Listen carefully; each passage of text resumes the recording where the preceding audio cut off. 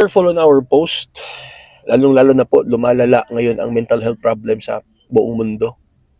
Kasi meron akong naalala ba, days ago, merong nag-trending dito sa amin sa Cagayan de Oro City. Isang minor na parang suspect ng carnapping. Tapos na-intercept yung kanya, na-intercept yung yung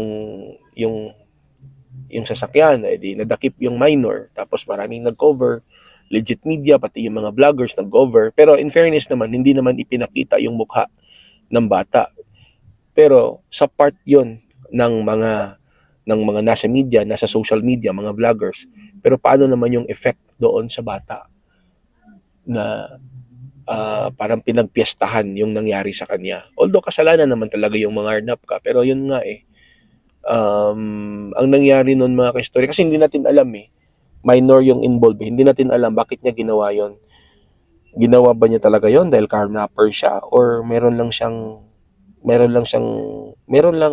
dahilan bakit ginawa niya yun. Kasi mahirap naman nang sabihin natin 15 years old yun tapos mangarnap. Anong gagawin niya sa sasakyan?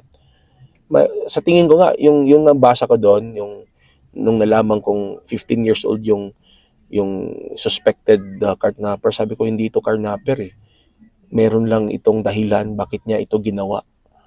Pero yun nga ang nangyari, he was tagged as a suspected carnapper dahil dinala niyo yung sasakyan na hindi kanya, hindi niya isinauli sa may-ari. Ngayon, dinakip ng pulis. Basically, hindi naman siguro makukulong yun if meron lang proper na negotiation with the parents and the owner of the car, lalong-lalo na't minor naman yun. Kaya lang, ang nangyari po, nagkuhan yung bata kinitil niya yung buhay niya Oo. He committed SOICIDE Nakakalungkot mga istorya.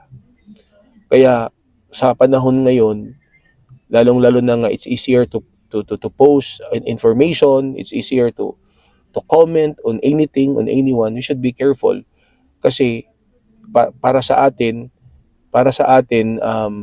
wala lang yun, pero hindi natin alam kung ano yung impact doon sa taong involved.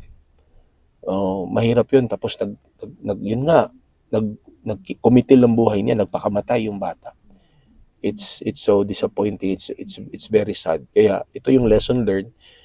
Sana sa lahat ng mga media or sa mga vlogger, influencer, we should be careful on our post because hindi natin alam na life and death na pala yung effect noon mga ka-istorya.